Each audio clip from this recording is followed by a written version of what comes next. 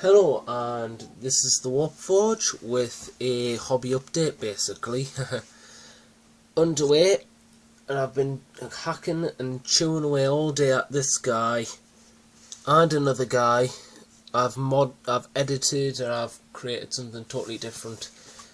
Took a bit off my Warpsmith and added a new bit, but first, one creation from the Dark Mechanicum of the hellish abominations that they are. It's the Warden, this time with mecha tendrils. As I see, his sword's back on. I got sick of it because drilling it would be just too thin. His arm would be too thin, and super glue and plastic glue don't work, so I just ended up saying, hey, feck it, green stuff. And also these mecha tendrils, which hopefully, because it's half term next week, I should be putting up a tutorial for anybody who wants to make mecha tendrils to make their Dark Mechanicus feel more Dark Mechanicus-y. But as I see here,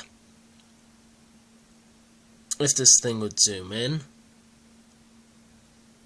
yeah, hang on. Well, we can see from the basic shape, because apparently you might... Oh, hello, you want to zoom in now. Yeah, so as I see here, with the chain, part of the chainsword on the end, weaponized mecha tendrils here, all coming out from the back, just flailing around, about to just making the Contemptor more imposing and just making that Lich Guard even more doomed. With all the chain tendrils, I just think it's how I imagine Dark Mechanicus, demonicified with mecha tendrils everywhere. That's just how I imagine them. I think it looks alright. If this would zoom in, might be not enough detail there. If this thing would zoom in, that's the trouble with the camera phone. You can't get tripods for it, so you have to make sure that they have to be very still for it to zoom. But you get the shape. Hopefully during the half term I should be able to get a tutorial video, because I'm planning on buying a few of the Mantic Iron Ancestors Forge Father kits and insert a load of mecha tendrils on them, and then count them as either Hell Brutes or Contemptor Dreadnoughts with twin butcher cannons, because Dark Mechanicum would look so cool with them. So yeah, I mean, I took the chain off and I've given it to Mega Dread just because it's too much with all the mecha tendrils. So it gives them a nice even look. I enjoy it. I think he looks awesome. The next thing I want to show is this guy from Malifaux, my Rail Golem. I sculpted the base again. If we take the Contemptor to get rid of the shadow, I have, well, me and my club have sort of christened him Barrels because he has barrels for legs, and yes, it is a direct PewDiePie reference. Because every time he kills something, it's always the barrels' fault.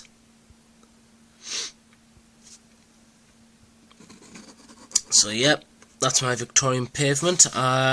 Maybe one day, maybe I'll do a tutorial on how to make the Victorian pavement as well. Just to get another video out there. As we see here, I mean, the detail is fantastic. I mean, look at that. I mean, that's just from one hard kit plastic. And it's just, it looks great. I mean, it is a really cool looking train monster. That's what it is, a Rail Golem. It's even the name, Rail Golem. I mean, steampunkery, dark punkery at its finest, basically. I mean, he's got a girder. I imagine him, he'll have like some sort of Welsh or Irish or Scottish accent, or maybe a Geordie one where he's about to smack someone and says, "How do we end? Jump."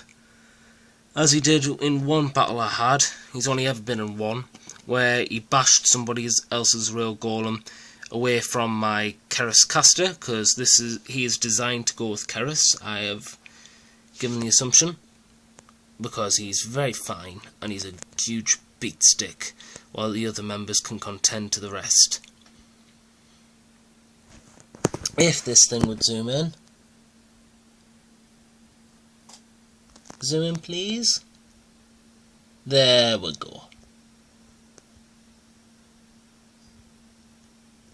I have to be very slow.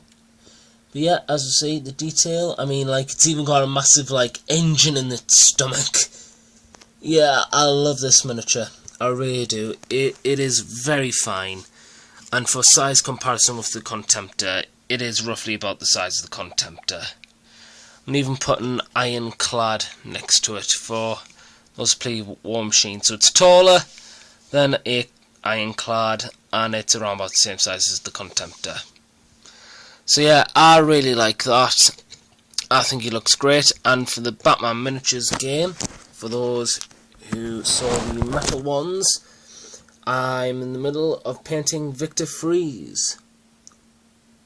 If he would zoom in so kindly. There we go. Dr. Mr.Freeze, also known as Mr. Freeze, with his freeze ray. Oh, he's great. I mean, I'm not joking when I say he is my favourite, like, super character in the genre. Because, I mean, he has, like, some sort of Iron Man suit, which enhances his strength 5 times over, as it was said in the animated series. He's durable, he's got force fields, he made a brilliant boss character in the Arkham City game. I absolutely love his model, and I can't wait to finish off painting him. At the moment, I'm currently painting more tactical Terminators for my friend for commission work. But it'll be worth it when I've painted it all, because I'll get 20 quid out of it. So yeah, I'm going to enjoy them, and tomorrow I'm also buying the Joker starter set. So, like I said, me and our group are pushing forth the Batman Miniatures game. I'm getting hiccups. Apologies. But I can't wait to play that, because seeing Mr. Freeze alongside the Joker, alongside Scarecrow, would be just fantastic. Fighting off Penguin and Clayface and Bane and all sorts. I still think Mr. Freeze would beat Clayface. I know, so apologies to the Clayface fans, just my personal opinion of what would happen. But anyhow, how I painted this was, well, I spray painted him black, dry brushed him metal, then repainted over black after looking at reference images. In the Arkham boss fight, he's got his majority of his suits in black, and only tidbits are in metal, like all the metal stuff, and all the fluid pieces are in turquoise. And I also noticed, because I thought I would have to build up the turquoise to give it a nice effect, but when I was looking at the reference images on Google Images, his ice blue was very flat. It wasn't exactly bang in your face, it was very flat and subtle, so I kind of just did one base coat around here. Hang on, I've got a pin. Here we go. Like here. Or here. Will be better. So basically stuff like that, and the gun here were just one colour. The actual gun itself was just dry brushed over in grey, and I think it's given it a nice characterful influence, because I was looking at the images, it wasn't necessarily a steel colour, but more of a greyish colour, which I think is just meant to be a part of that the gun's been in sub-zero temperatures for such a long time. So it's kind of gotten used to that colour effect. And like I said, all the steel mainframe stuff is in silver. Still in the middle of painting them. I honestly don't know what I'm going to paint that, so any help with painting glass domes without having like a bluey look, because it's more see-through than blue look, any help at all would be appreciated. So if you've got any help for us there, just leave it in the comment section. I've left Mr. Freeze's head off mainly because I'm going to paint his head separate. And then after that, I'm going to, since I know my local game store has a laser cutter, I'm going to ask very nicely if it's possible to make a glass visor for him. In plastic, obviously. Just because Mr. Freeze wouldn't be complete without his visor to go over his face after it's been painted and glued in. So yep, that was this hobby update with the WIP Forge. If you liked it, please give it a like and a subscribe. It means a great deal to me, and it just makes me motivated to get more videos posted up to you all. Hopefully I should have a not battle report, but a host of images soon. Definitely a few images soon. About a tournament that I am attending tomorrow, which is a 40k tournament. So this is the WIP Forge, signing out, and remember, keep on forging. And before you leave, as I've just remembered, here is my conversion on my Soulless Warpsmith, the Master of Puppets.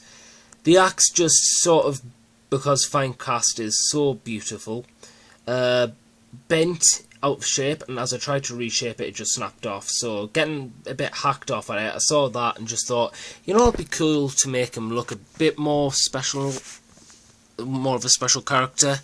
Make it a halberd pike demon thing. So yeah, I just did that. I think it looks quite nice on him, and I hope you'll all like him too in future battle reports, hopefully. So this is the WIP Forge signing out. Please, if you liked what you see, give it a like, subscribe, etc., etc. This is the WIP Forge signing out, and remember, keep on forging.